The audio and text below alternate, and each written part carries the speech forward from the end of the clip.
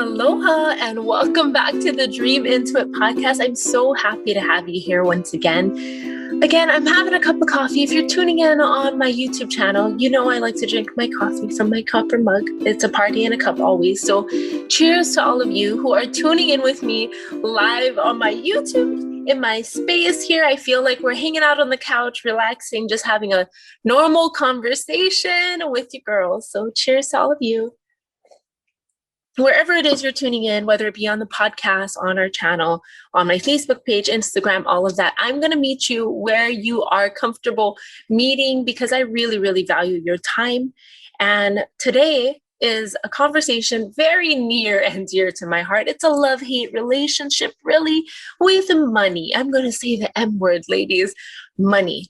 Yes, how does that make you feel? And if you've been tuning in on my content, whether it be on Instagram, podcast, YouTube, you notice that this subject comes up a lot for me. And know that it will never go away because it is something that I think is very important to know about. But today's episode is really, I'm going to niche down and I'm going to speak to my old self. So if you can relate to this description of my old self, the old Roxelle, and still she's in there every now and then she comes out to greet me and I have to calm her down when it comes to this topic about money, then this episode is for you. So here are some things that I would describe my old self as. I grew up in Section 8 housing. My parents, we went through things. We grew up on welfare. I grew up watching my parents go bankrupt, spend money that we may not have had at the time. We did, but we didn't really because it was like on credit cards and such. Growing up with addictions, growing up watching alcoholics, drug addicts around me, and really learning from that and coming from that. My old story, my past self that every now and then comes up. And if you can relate, girl, this episode's for you. I'm saying girl. So all of you who can relate, put your hands up in the air and say, that sounds like me. That's awesome. Then I don't feel alone in this world. But things such as I'm always that broke girl mindset. I'm always broke. Things as, and I'm being just really raw and honest. I have no notes here. I'm just speaking from the heart per usual. If you can relate to always having an escape plan, to thinking that if everything falls apart, you can always work at McDonald's. Thinking that if ever I had to be homeless, what would I do? And thinking that that's your norm, right? Thinking that I don't have enough of an education to ever be able to be responsible, financially responsible for money. Therefore, I should never have it. If these things have ever crept into your brain at some point, just know you're not alone. And even till this day, I'm finding things that pop up as my story. And once I can see it and be aware of it, I'm like, whoa, I didn't even know that existed. And so if those things resonate with you, I'm talking to you. If you are still living on welfare, if you are still just even a teenager growing up in Section 8 housing, right? If you're looking around and everybody that's surrounded, that your family and such, have addictions. If there is not one person in your entire family that you can think of that you would be able to borrow $1,000 from, $500 at that, if that's you, that's my old story. That's my old story. And I'm here because I want to break that story. I'm still rewriting my script. I'm still trying to figure out the things I need to reprogram in my system. And if this is your first time here, your first episode, watching me, listening to me, who am I? Why should you even listen to me? And so now that you know my old story, my current story is I'm a mom of 4. I'm an entrepreneur. I'm an entrepreneur who's built a 7-figure, now multiple 7-figure, leading up to an 8-figure swimwear brand. I've done that. I started with nothing. With negative nothing, with negative everything to my name, right? just on debt, on a credit card, on a dream, on a vision, on a hope. Knowing that my mantra back then when I started my company Fuse Hawaii was, well, you're already doing it. You're already in the game. You may as well go bankrupt over a mansion rather than a duplex. I heard that somewhere and I'm like, that's not the brightest idea ever. But you know what? At that time in my life, I was all in. Even now, everything I do, I'm all in. And what does that mean?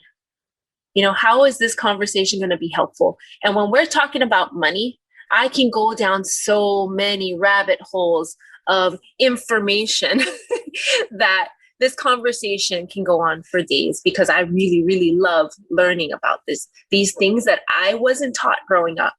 And I do believe so much that financial education, especially for those little girls, little boys like me, who never learned it, whose parents didn't know how to balance a checkbook, right? And it's not on them. They didn't have the opportunities maybe that we have. They gave us everything they could. And I'm speaking to you this honestly because I know some of you in this audience can really relate to this story. And if you're there, and if you're that girl right now who's having trouble just balancing a checkbook, girl, I see you. I'm her sometimes still, just trying to look at my financials and my business. You're not alone. You're not stupid. You're not dumb. And you're not incapable of learning how to manage and control your finances. And honestly, I used to feel uncomfortable talking about things like this because money, who am I to talk about that? I don't know what that is. I don't know. I need to go read a book and find out. I need to talk to somebody who has the credentials to teach me about money, about my money. And looking back, right? I grew up here in Hawaii. Growing up, a lot of our land, our aina, we call it here on the islands, was taken away from us, right? Foreigners came in, our land, our money. At that time, I would grow up and I'd hear stories of my grandparents, my great-great-grandparents, when all these things came to the islands, right? And they had to learn to read. They had to learn to speak English. They weren't allowed to use their native language, right? All of their land, all of their belongings were then no longer theirs because they had no understanding of this new concept that was coming in. And so, you know, now as the generations pass, we don't have the riches we used to, you know, back in old Hawaiian times of my great-great-grandparents. And, you know, I could have sat back and it could have been like, well, yeah, I'm just going to hate everything that happened to me. It's not fair. It's not fair that I was put in this position where I'm raised by addicts. I'm surrounded by people who don't know about money. I'm on the welfare. I'm in the low income bracket. I'm a minority woman in business. Or my other option, which I chose and I'm choosing, that's why I'm here right now talking to all of you, is I'm a minority woman in business. If I were to learn this, I have the power to shift and to change and create an impact even further than the person who is speaking to you right now and hasn't been through it. And so it's in my power rather than in my lack of power that I learn about these things. I talk about these things, right? It's not something that's going to hold me back. It's actually something that's going to push me forward and propel me into motivating me to do the hard things, to show up here when I don't feel qualified, to read the books and learn and educate myself so that I can educate everyone coming after me. I have 4 daughters. It's very, very important for me to learn all that I can so that if they have the desire, I have the tools and the capability to share those things with them to the best of my knowledge, just like my parents did, just like my grandparents did. All of the knowledge that they had, they passed down through the generations, whether it be through stories, through dance. Here in Hawaii, my grandparents were musicians and hula dancers. And so even though Now they think they didn't pass down the skills that we need today. They pass down so much through our culture, through music, through dance, through all of that. And now I'm here to translate the information into the way I communicate, right? Whether it be through my social platforms like this. And how cool is that? And so, yes, I can go down the rabbit holes. You know me, I love to talk, but I wanted to narrow it down to 3 pointers, 3 takeaways that really, really helped me when it came to managing money, managing my money mindset, growing, adapting, learning, wherever it is. I think these 3 pointers can really help you. They helped me, and I can give you a list of 30 something things if you wanted to, but I have a short attention span. So we are going to narrow it down to 3 things. And as you know, I never script things. So I wrote it down on a Post-it. This is how easy it is, guys, to just come back to, right? I just jotted this down right before I started recording. I'm like, I want to share information that's really valuable to me. And I think that the top 3 things that come out of your head onto paper is what I want to share. That's from my heart. That I operate with just feeling things out. And really, I don't up here, I don't think works all that much. Sometimes I do operate out of, this gut feeling, this instinct. And I hope that you will enjoy what I wrote down on this Post-it. Anyhow, tip number 1, when it comes to really managing this money mindset and stepping out of this fear, I'm still talking to old Roxelle, right? Little old me. And this, if I could go back and if I could tell her something, it would be to stop thinking that money is bad. And what does that mean? Well, little old me, I would actually think that, at times saving money was a status, right? So, right, we look at it as the opposite end. When I was growing up poor, people with money were bad. People with money were a certain kind of people we didn't want to be a part of. And so what would I do? Well, I'd go out and I'd find ways to save money, to not spend money. And then it was like, I could prove myself in this way. Like I was better of a person because the further away I could separate myself from people with money, then I was better, right? I was like, if I went and I bought something that they spent hundreds of dollars for and I somehow got it for a deal, I'm smarter. I'm better than them in some way. So I want to bring that out. It's like, I thought this was so crazy of an idea when I first came to mind. I'm like, and this all happened when I started making money. I noticed that my acquaintances who at the time, I was mingling with growing up and all of that, when I actually had money, I started getting treated like a person with money. I started getting treated like I was greedy. I was bad because we go into a restaurant and I possibly can buy something that I wasn't able to afford in the past, right? And those things can be celebrated. They are not bad. If I am enjoying the experience, if I am there, capable to give to people that I care for and I love, not bad. And so I would love to just start with that one little tip. Stop thinking that money is bad. And how many ways can we write down right now that money is beneficial to us, right? Because it's going to take a daily reprogramming. And I tell you, even now, right? I wake up and I'm like, oh, I can't do that. I can't spend this much on that. I'm not that kind of person who spends this much money on that. What is that? What, a bottle of wine that costs $300 rather than $30? And that's going to define me whether I drink a bottle of $300 wine or $30 wine or $3 wine, because I've been there too. What does it even matter? To me, it's wine. It is wine. There's no, if you're going to enjoy it, cool. Not going to flinch. Drink the wine, whichever one you prefer, right? And so I'd really love you to sit with that notion. Like, how many thoughts about money being bad come up? Like, for me, right off the bat, it's like, well, people with money are greedy. People with money are like, they try to control the other people, right? I don't know, whatever it is. I try not to dwell on those things. So see, the story can't even come up as much anymore when I'm trying to sit with that thought.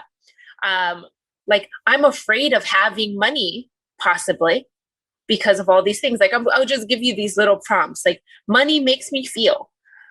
Money is, right? People with money are. That's interesting that we can define a person by the amount of money they have. That is very interesting. And I would love for you to sit and make another list of ways that money benefits you.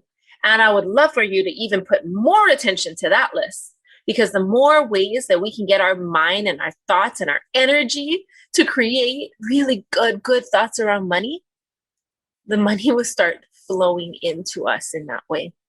What I didn't know, now looking back, I do, that all those negative thoughts I had about money, people with money, were actually detracting it from me. I was pushing it away. I was pushing people with money away and the money itself away because I created those thoughts around it. Is that what we want to do? If it is, cool, continue doing that. If you want money to flow into you, and if you would like to attract people who are able to teach you the steps that you need, the skills that you need, and the healthy thoughts around money, then you have to start with you. And you have to start creating those thoughts now so that you actually attract that into your energy, into your frequency, whatever you call it, into your space. You have to allow it in before it ever feels welcomed in. And that's step number one that I've learned looking back at my own story. Step number two. Number two, the mindset of having that scarcity mindset or abundance. So scarcity versus abundance. What is that? Well, scarcity, looking back at my story, it was, I don't have enough. I don't have enough money. I can't afford that. I don't have the money to afford those luxuries like you. Right? Have you said that? Have you heard that before? I've been on both sides of that story. And what I have to say about that scarcity mindset, the day it really clicked for me, looking back, is when I heard someone say that anything you are lacking, you give it away, whether it be time, whether it be money, whether it be love. If I feel a lack within myself, now I question it. I sit with it. Why am I feeling that? So that I can root it out of me. I don't want it there anymore. And the only way to root it out is to look at it, be aware of it, and consciously decide to shift that. In the past, I would project that energy rather than look at it in myself, because that actually takes work. And then I'd actually have to see that I'm that kind of person. And that's scary. In the past, it would be like maybe somebody walks by with or drives by in a nice car.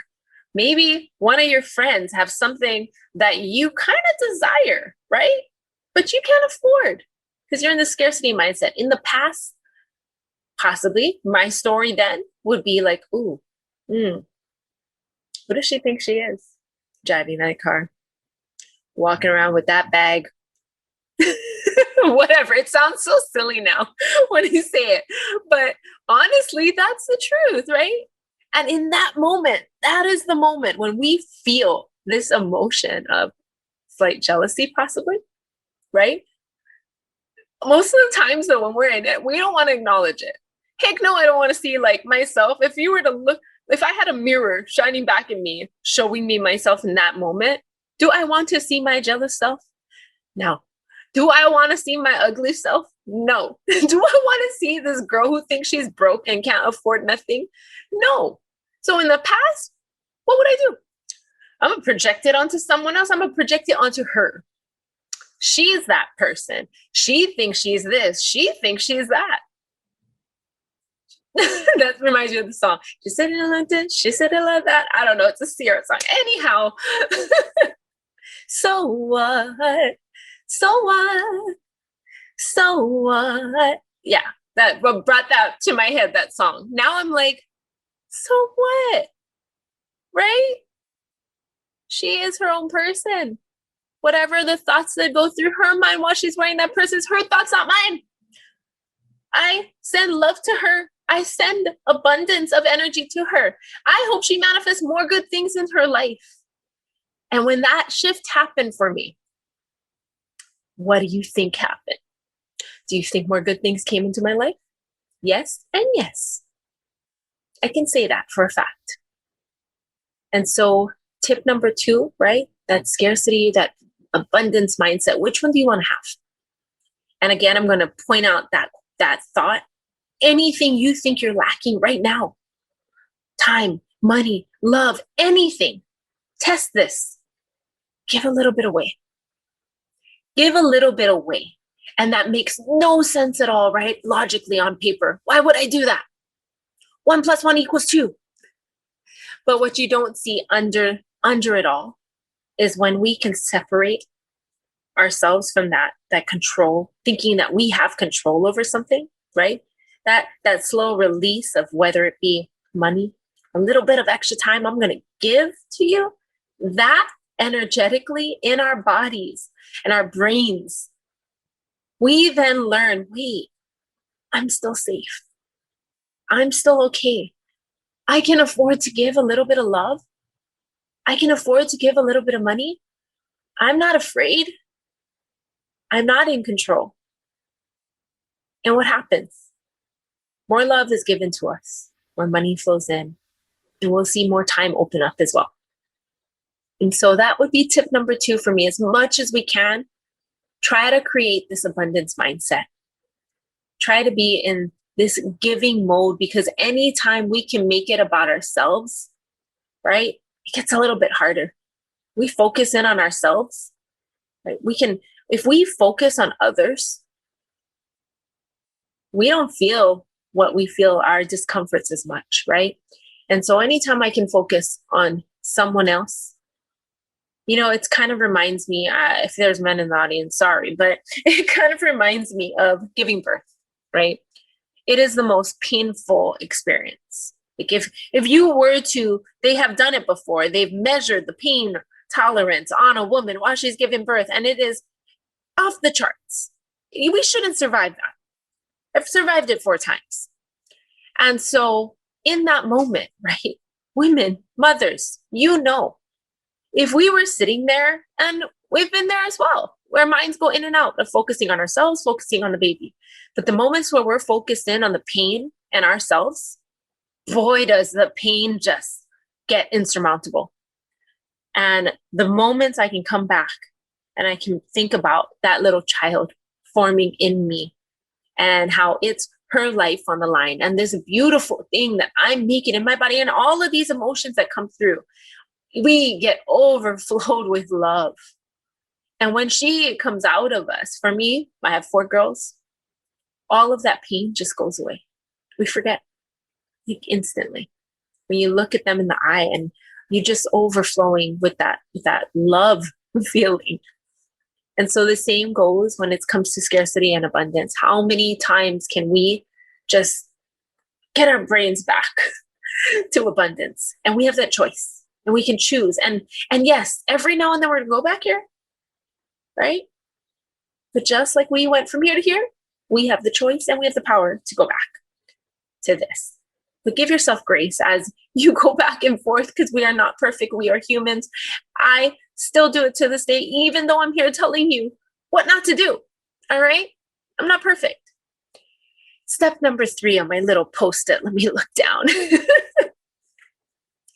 Step number 3, and this is something that is relatable to me right now. Don't be afraid to learn about money. Don't be afraid. Right? Back in, like, say 10 years ago, 5 years ago, I'm not sure exactly when, but I heard someone tell me that I listen to a lot of podcasts. I read a lot of books, and I read or I heard somewhere that women actually, they're not as well off financially as we age as men. And one of the reasons was because women weren't as risky as men. Men would start earlier in investing. They would take the risk. Women, we'd have to have like more cash on hand. We'd have to have a little savings, and then we would go and we'd try things, right? And so having heard that, I'm like, wait, I think they're just telling me to start. Even though I don't know where or how, just start. Start with a little bit and learn. Learn. I can't stress that enough. Knowledge is power. That does sound like cliche, but it is true. Until this day, I wake up, there is not a day that goes by that I don't learn something new or strive to learn something new. And when it comes to money, ladies, you are capable, right? You're capable to handle your finances. You can do everything they say you can't. And one thing that's worked for me is learning and applying and starting. So whether it be investing for myself in stocks, even though I don't understand a thing about stocks, right? Starting a business. For me, I know that was my strong suit. Learn. Because the first time I started, I sucked. There are still days I'm like, oh my God, I'm not supposed to be here. I'm standing next to all these guys doing business and they make more money than me. Well, there's so many stories. Just start. Just learn. Just don't be perfect. And I know sometimes as women, that perfection card is a little bit harder for us, right? Because we are really, really raised to elude this perfect self, whether it be how we look, how we speak, how we do business, all of that. Well, for a little while, every now and then, throw that card out. It's like, we can mess up. We don't have to be the perfect wife, the perfect mom, the perfect business person, the perfect money manager.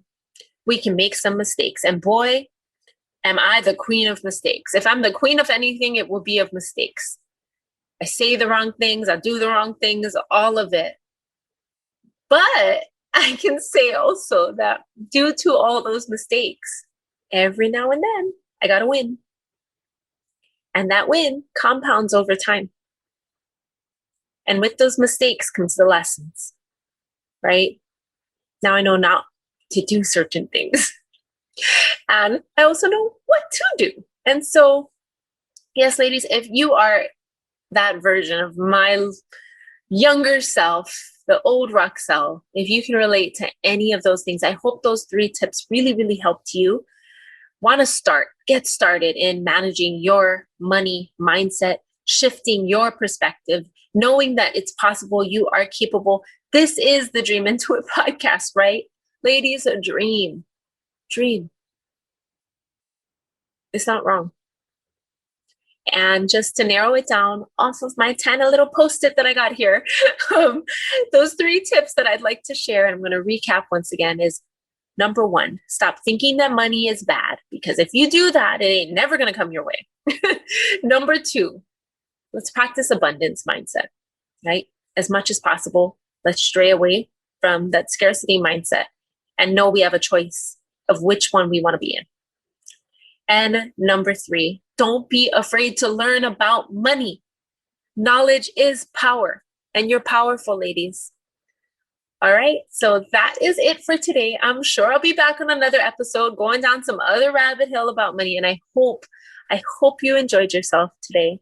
Don't be afraid to dream. Dream into it, dreamers. I love you all. Thank you once again for joining me on my podcast. I'll see you on the next episode. Bye.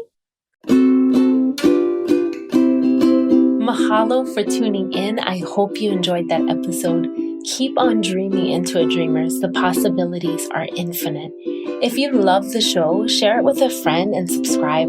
I'll catch you in the next episode. Feel free to dive into our show notes at www.fusehawaii.com. And you can also follow me on my personal Instagram at Roxelle Cho. I'd love to hear from you. Comment on my recent posts. What did you learn? Tell me your takeaways. Aloha.